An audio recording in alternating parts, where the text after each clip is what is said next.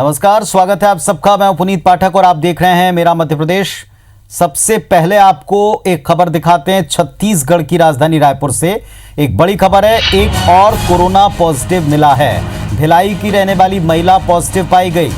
छत्तीसगढ़ में एक्टिव मरीजों की संख्या बढ़ गई है, 23 हो चुकी है। तो भिलाई की रहने वाली एक महिला पॉजिटिव पाई गई।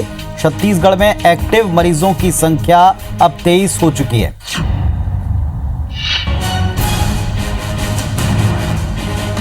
हमारे सहयोगी स्टार जैन जुड़ गए हमारे साथ में। स्टार, जानकारी दीजिए। देखिए, ये एक नया मामला आया है अभी सामने है, जो भिलाई की रहने वाली ये महिला है और भिलाई की सुपेला की रहने वाली ये महिला है।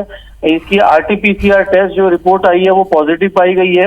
और इस तरीके से यदि हम बात करें तो ये छत्तीसगढ़ में कोरोना की संख्या लगातार बढ़ती जा रही है। पिछले कल रात की भी एक रायपुर का एक पेशेंट सामने आया था, अभी भिलाई का एक पेशेंट सामने आया है। इस प्रकार से 23 हो गई है अभी एक्टिव केसेस की संख्या भी। बहुत शुक्रिया आपका इस जानकारी के लिए। तो स्टार हमको बता रहे थे छत्तीसगढ़ में एक्टिव मरीजों की संख्या बढ़कर 23 हो गई। एक और कोरोना पॉजिटिव मरीज मिला है, एक महिला कोरोना पॉजिटिव पाई गई।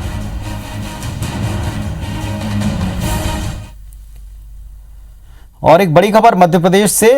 लगातार शराब के ठेकेदारों और सरकार के बीच का गतिरोध, इन सब के बीच सरकार की सख्ती बढ़ती जा रही है। मध्य प्रदेश में सुबह 7 से शाम को 7 बजे तक दुकानें खुलेंगी। आबकारी विभाग ने इसका आदेश जारी किया। पहले ये समय सुबह 9:30 बजे था, लेकिन अब सुबह 7 से शाम को 7 तक का वक्त तय हुआ। शराब दुकान खोलने को लेकर कलेक्टर को फैसला करना था। शराब ठेकेदारों के खिलाफ सरकार का तेवर और सख्त हुआ है। शराब ठेकेदार भी अपनी मांगों पर अड़े हैं और इस पर फिलहाल कोई सहमति नहीं बनी है। हमारे सहयोगी सुधीर दंडोतिया जुड़ गए हमारे साथ। सुधीर, बताएं क्या अपडेट है। देखिए पुनीत, बिल्कुल बात किया तो शायद सरकार को इस महामारी के दौर में भी अपने खजाने की चिंता ज्यादा है, लिहाजा जो कलेक्टर को आदेश दिए थे। और हमने देखा था कि शराब की दुकान खुलने को लेकर छतरपुर कलेक्टर का जो सबसे पहला आदेश आया था, जिसमें सुबह 10 बजे से लेकर शाम को 8 बजे तक, यानी कि कुल मिलाकर अगर बात किया तो लगभग 9 से 10 घंटे शराब खुलने की अनुमति थी। पर लेकिन सरकार की ओर से अब सभी जिला कलेक्टरों को ये आदेश जारी किए गए हैं, यहाँ पर भी शराब की दुकान खुलेगी। केंद्र सरकार की गाइडलाइन का तो पालन करना ही होगा, पर लेकिन सुबह 7 बजे से लेकर शाम को 7 बजे तक शराब की दुकान खोली जा सकेगी।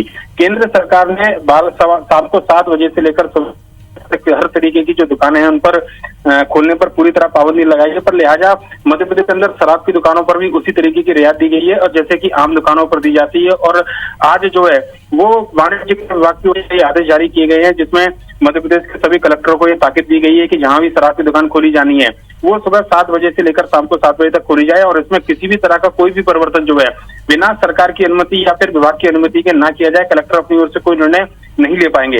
हालांकि शराब की दुकान खोलने को लेकर अभी भी मध्य प्रदेश के अंदर संशय है, क्योंकि शराब ठेकेदारों से जो एक अनबन सरकार की अभी तक चल रही थी, शराब ठेकेदार जो एक प्रेशर सरकार के ऊपर बनाए थे, उस पर अभी तक सहमति बनती नजर नहीं आई है। कुछ एक इलाकों में शराब की दुकानें जरूर खुली है, पर लेकिन आज सरकार ने जो आदेश जारी किया है वो एक और शराब ठेकेदारों पर सख्ती की ओर बिल्कुल साफ इशारा करता है। और इससे पहले भी सरकार साफ कर चुकी है कि सरकार से अनुरोध हुआ है, लिहाजा शराब की दुकानें कब खोलनी है, कैसे खोलनी है, इसका निर्णय सरकार को लेना है। और आज जो आदेश निकल कर आया है वो लगभग उसी दिशा में बढ़ता हुआ एक और कदम है। बहुत शुक्रिया सुधीर आपका इस पूरी जानकारी के लिए। तो आबकारी विभाग ने एक और आदेश दे दिया। सुबह 7 से शाम को 7 बजे तक शराब की दुकानें खोली जाएंगी। पहले टाइम सुबह 9:30 बजे का था, लेकिन अब इस पर एक नया आदेश आया है। शराब दुकान खोलने को लेकर कलेक्टर को एक फैसला करना था। सुबह 7 से शाम को 7 बजे तक शराब की दुकान खोलने का आदेश है, लेकिन शराब ठेकेदारों से सरकार की अब तक कोई बात बनती दिखाई नहीं पड़ी है। वो भी अपनी मांग पर डटे हुए हैं, अड़े हुए हैं।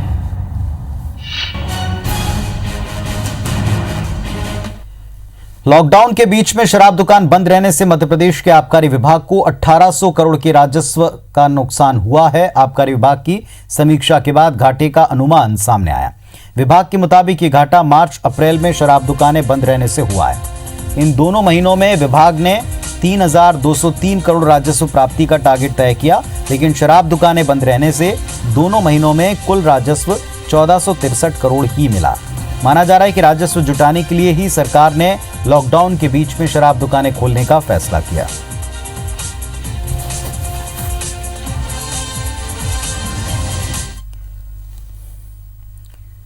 और चलिए अब आपको दिखाते हैं कि दरअसल कोरोना को लेकर क्या स्थिति है। मध्य प्रदेश में कोरोना संक्रमितों का आंकड़ा 3000 पार कर चुका है। आज 107 नए पॉजिटिव मरीजों के साथ मध्य प्रदेश में संक्रमित मरीजों की संख्या 3049 हो गई। अभी तक 176 लोग कोरोना से जंग हार चुके हैं, जान गंवा चुके हैं। 1000 लोग संक्रमण से लड़ाई जीतकर ठीक हुए हैं। इंदौर अकेले की बात करें, संक्रमितों की संख्या यहां 1654 है। इंदौर में आज 483 सैंपल में 43 पॉजिटिव पाए गए। 2 लोगों की मौत हो गई। अब तक महामारी से इंदौर में 79 लोग अपनी जान गंवा चुके हैं। भोपाल में मरीजों का आंकड़ा 571 है। राजधानी में महामारी से 16 लोगों की मौत हुई है। उज्जैन की बात करें तो यहां कोरोना मरीजों का आंकड़ा 184 तक है। वहीं अब तक 40 लोगों की मौत हो चुकी है। जबलपुर में कोरोना मरीजों का आंकड़ा 98 से बढ़कर 106 हो गया है। खंडवा में 3 और नए कोरोना मरीजों की रिपोर्ट पॉजिटिव आई। इसके बाद जिले में संक्रमित मरीजों की संख्या 49 है, जबकि मरने वालों की संख्या 6 है।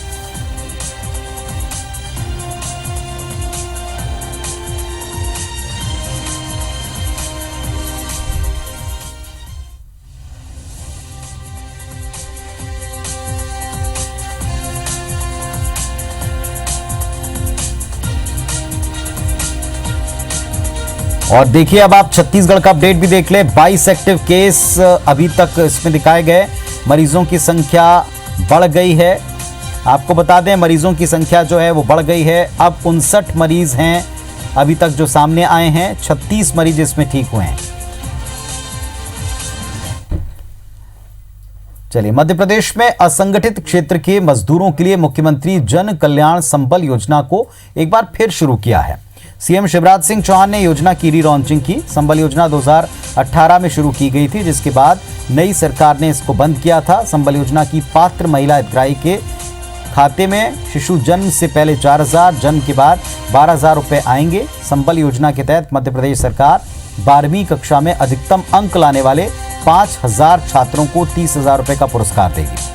मध्य प्रदेश सरकार की सुपर 5000 नाम से एक शुरुआत हुई है, जो संबल परिवार के बच्चों की मदद करेगा। ये फैसला मुख्यमंत्री ने जन कल्याण संबल योजना के तहत लिया।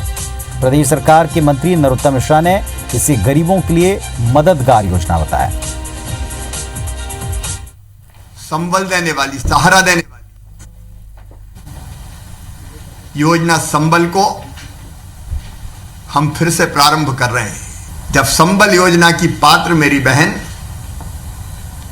बेटा बेटी को जन्म देगी तो जन्म देने के पहले 4000 और जन्म देने के बाद 12000 रुपया उसके खाते में आएंगे। ये योजना वास्तव में गरीबों के लिए बहुजन हिताय बहुजन सुखाय है और इसलिए बहुत धन्यवाद माननीय मुख्यमंत्री जी को। उन गरीबों की ओर से बहुत धन्यवाद जो संबल को पुनः प्रारंभ किया। जबलपुर में आज 6 साल के बच्चे समेत कोरोना के 2 नए पॉजिटिव मरीज मिले, जिसमें एक 50 साल की महिला है। घर से पहले भी एक पॉजिटिव मरीज मिल चुका है। 6 साल के बच्चे की रिपोर्ट ने प्रशासन को काफ़ी परेशान कर दिया, क्योंकि बच्चे की रिपोर्ट पहले नेगेटिव आई थी। संदिग्ध मानकर उसे सूखा सागर मेडिकल कॉलेज के आइसोलेशन वार्ड में रखा गया था, जहां दूसरी जांच रिपोर्ट पॉजिटिव आ गई। यह आशंका जताई जा रही कि कहीं बच्चा अस्पताल में ही किसी मरीज के संपर्क में आने से संक्रमित तो नहीं हुआ। फिलहाल कलेक्टर ने जांच का आदेश दिया है। सागर से कुछ सैंपल्स की रिपोर्ट आई थी, उसमें 2 लोग पॉजिटिव आए थे। एक तो 6 साल का लड़का जो कि पहले से क्वारंटाइन था सुख सागर में। 20 अप्रैल को भेजा था, तब नेगेटिव आया था इनका सैंपल, और अभी भेजा तो पॉजिटिव आया है। तो ये हमें भी देखने की ज़रूरत है कि ऐसा तो नहीं कि ये मिक्सिंग हुआ हो सुख सागर में या विक्टोरिया में। इसमें सिविल सर्जन को निर्देशित किया है कि उसको सही से देखें। बाकी हमारे यहाँ अभी तक 106 केस पॉजिटिव हुए हैं, 2 डेथ हुई हैं।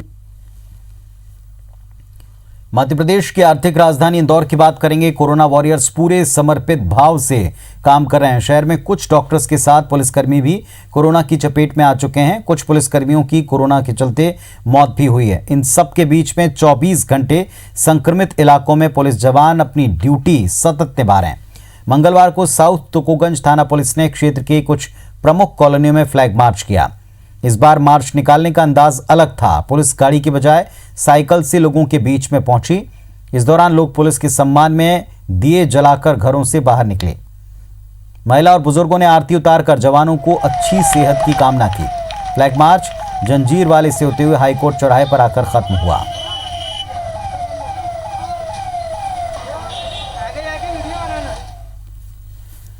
लॉकडाउन में दूसरे राज्यों में फंसे मध्य प्रदेश के श्रमिकों की वापसी की तैयारी है। आगामी 3 दिन में कुछ ट्रेनें अन्य राज्यों से मजदूर को लेकर मध्य प्रदेश के लिए रवाना होंगी। इसके लिए श्रमिकों से किराए की राशि नहीं ली जाएगी। शिवराज सरकार ने रेलवे को 1 करोड़ रुपए दे दिए हैं। वहीं पंजाब तेलंगाना राज्य सरकार ने श्रमिकों का किराया खुद देने की बात कही है। मजदूरों की वापसी के दूसरे चरण में इस सप्ताह 70,000 मजदूर वापस लौटेंगे, जबकि पहले चरण में 75,000 श्रमिक मध्य प्रदेश वापस आ चुके हैं। सीएम शिवराज सिंह चौहान ने कहा कि जो तीर्थयात्री महाकाल दर्शन करने उज्जैन ओंकारेश्वर आए थे, उनको वापस जाने की अनुमति दी जाएगी।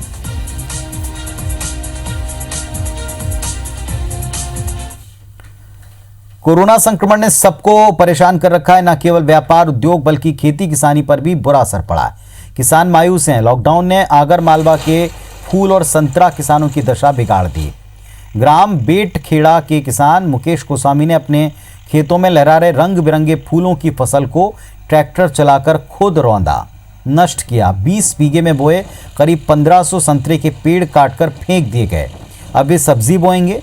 इंजीनियरिंग की पढ़ाई करने वाले कानड़ के किसान अंकित पालीवाल पिता के साथ रेस्टोरेंट संभाल रहे थे, लेकिन लॉकडाउन में रेस्टोरेंट बंद हो गया। कोरोना के कारण मंदिर के पट बंद हैं। शहनाइयों की गूंज के साथ शादियां बंद हैं। ये सब कुछ इसी के चलते हो रहा है।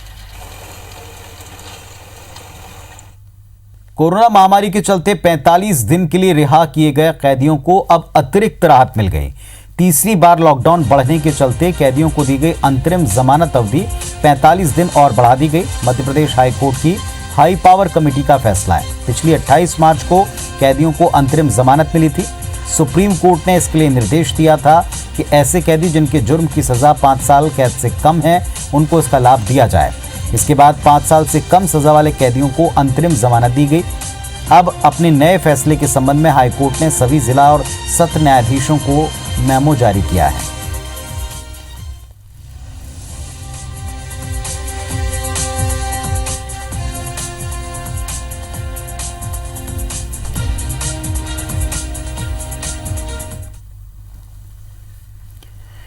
मध्य प्रदेश में कोरोना संक्रमण को लेकर पूर्व वित्त मंत्री तरुण भनोट की याचिका पर आज हाईकोर्ट में सुनवाई हुई।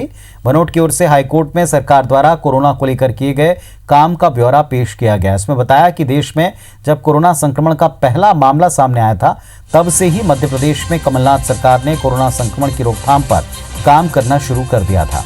सरकार ने तैयारियों को लेकर लगातार बैठकें की। 20 मार्च के पहले तक 45 बैठकें हुई। इसमें कोरोना संक्रमण को रोकने के लिए सभी तरह के उपायों पर चर्चा हुई। मध्य प्रदेश पहला राज्य था जहां पर सार्वजनिक स्थानों पर भीड़ रोकने के लिए रोक लगाई गई। पीपीई किट, बाकी संसाधनों की आपूर्ति के लिए अधिकारियों से चर्चा की गई। कई शहरों में कंट्रोल रूम बनाने की तैयारी हो चुकी थी। भनोट की ओर से पेश किए गए जवाब के बाद राज्य सरकार ने हाईकोर्ट से सुनवाई के लिए 2 हफ्ते का वक्त मांगा है। भानुट जी की ओर से उसका 2 दिन पहले हमने जवाब सबमिट किया था। आज की जब सुनवाई हुई तो माननीय महाधिवक्ता महोदय ने ये व्यक्त किया कि अभी उन्होंने जवाब नहीं देखा है या उनको जवाब नहीं मिला है, तो अगली सुनवाई तक के लिए उसको रखा गया है कि वो अपना जवाब दे दें। कमलनाथ सरकार में संवैधानिक पदों पर हुई नियुक्ति को नई सरकार आते ही रद्द करने का मामला हाईकोर्ट पहुंच चुका है। एससी आयोग के अध्यक्ष आनंद अहिरवार और सदस्य प्रदीप अहिरवार ने एक याचिका दायर कर नियुक्तियों को निरस्त किए जाने के फैसले को चुनौती दी। नियुक्ति निरस्त करने की प्रक्रिया को असंवैधानिक करार देते हुए उसे निरस्त करने की मांग की गई। याचिका पर सुनवाई करते हुए हाईकोर्ट ने नियुक्ति निरस्त करने संबंधी आदेश पर फिलहाल रोक लगा दी। पूरे मामले में सरकार से जवाब मांगा। याचिका में तर्क दिया कि आयोग के अध्यक्ष जैसे संवैधानिक पद पर की गई नियुक्ति को केवल एक साधारण आदेश जारी कर निरस्त किया गया, जो गलत है। अध्यक्ष और सदस्य को हटाने के लिए एक निर्धारित प्रक्रिया का पालन करना पड़ता है। अगली सुनवाई 2 सप्ताह बाद है। फिलहाल हाईकोर्ट का स्टे हो जाने से कानूनन आनंद अहिरवार आयोग के अध्यक्ष बने रहेंगे।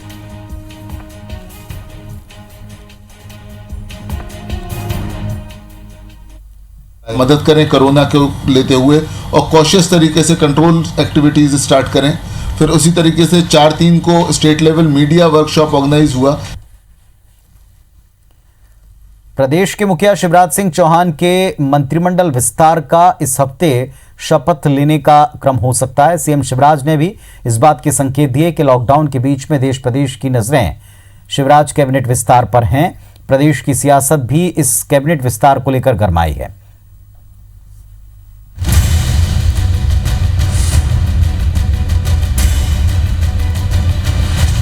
शिवराज कैबिनेट के विस्तार के अटकलों के बीच अब इस बात की सुगबुगाहट भी तेज हो गई है कि कैबिनेट 2 में चंबल के नेताओं का दबदबा होगा या नहीं, क्योंकि तत्कालीन कमलनाथ सरकार में चंबल से 6 मंत्री थे जिनके पास अहम जिम्मेदारियां थीं। राजनीतिक जानकारों की माने तो शिवराज मंत्रिमंडल 2 में 10 सिंधिया समर्थकों को मंत्री बनाया जा सकता है। 20 मार्च को कमलनाथ सरकार के गिरने के बाद 23 मार्च को मुख्यमंत्री शिवराज सिंह चौहान ने शपथ ली थी। मध्य प्रदेश के इतिहास में ये पहली बार हुआ जब किसी मुख्यमंत्री ने बगैर मंत्रिमंडल के इतने दिन तक सभी जिम्मेदारियां अकेले संभाली हों।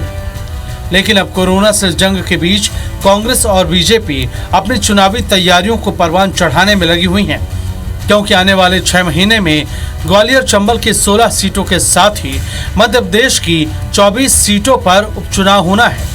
सभी सीटों पर बीजेपी जीत का दावा कर रही है। मेरी राय में तो कोई चैलेंज इस अंचल में बीजेपी के सामने है ही नहीं, पर फिर भी जैसा कि लड़ाई में कभी भी किसी को कमज़ोर नहीं समझना चाहिए। हम पूरी ताकत के साथ लड़ेंगे और फिर से एक बार मध्य प्रदेश में भारतीय जनता पार्टी की पूर्ण बहुमत वाली सरकार पक्की फिर से स्थापित होगी। शिवराज सरकार के मंत्रिमंडल 1 के पहले फेज में तुलसी सिलावट, गोविंद सिंह राजपूत पहले ही जगह पा चुके हैं, लेकिन अब चंबल से इमरती देवी, प्रद्युम्न सिंह तोमर, महेंद्र सिंह सिसोदिया, प्रभुराम चौधरी के अलावा कांग्रेस छोड़कर आए एंदल सिंह कंसाना और हरदीप सिंह डंग, राजवर्धन सिंह दत्ती गांव और बिसाहुलाल सिंह भी मंत्री बनने के लिए कोई कसर नहीं छोड़ना चाहते।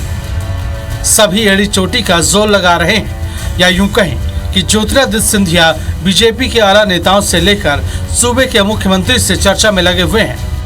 अभी उपचुनाव आने दीजिएगा, जो बोया होगा वही तो काटा जाएगा। हमने जो बोया होगा वो हम काटेंगे। अच्छा बोया होगा तो अच्छा काटेंगे, अगर गेहूं बोए होंगे तो गेहूं काटेंगे और कांटे बोए होंगे तो कांटे काटेंगे। वहीं कांग्रेस का कहना है कि जो बोया है वही चुनाव में काटेंगे। शिवराज सरकार का मंत्रिमंडल 2 उपचुनाव की तैयारियों का हिस्सा है, जिसके बल पर वो चुनाव जीतना चाहते हैं, लेकिन ऐसा नहीं होगा। देखिए, माननीय मुख्यमंत्री शिवराज सिंह जी कुछ भी हथकंडे अपना लें, जनता ने मैंडेट कांग्रेस को दिया था। इनको सत्ता से विहीन करने के लिए जनता ने चुना था कांग्रेस को, और कांग्रेस में ये सब मंत्री हुआ करते थे। आज ये जनता के बीच जाने की स्थिति में नहीं है। सारे के सारे सब बागियों को ये मंत्री बना दें, बावजूद इसके जनता इनसे हिसाब मांगेगी। इनके पास कहने के लिए कुछ नहीं है। मध्य प्रदेश की शिवराज सरकार के मंत्रिमंडल में मुख्यमंत्री समेत 35 मंत्री रह सकते हैं। जो 26 नेता शपथ लेंगे, उनमें अगर 10 सिंधिया समर्थकों को मंत्री बनाया जाता है तो इसके बाद बचे हुए 16 मंत्री पदों के लिए बीजेपी अपने विधायक दल में से दावेदारों को चुनेगी। इन 16 चेहरों का चुनाव ही सबसे बड़ी चुनौती है, क्योंकि मंत्री पद के कई दावेदार हैं। कई पुराने चेहरे भी इस बार कतार में हैं।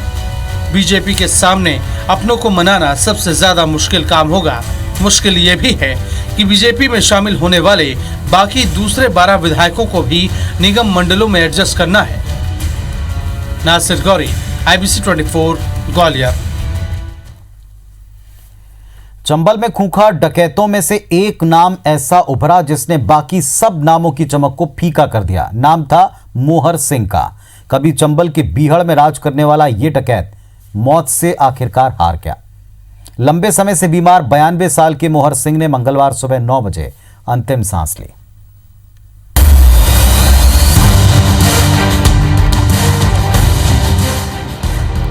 ये 70 साल पहले एक भरा पूरा गांव था, लेकिन अब सिर्फ बीहड़ ही बीहड़ है।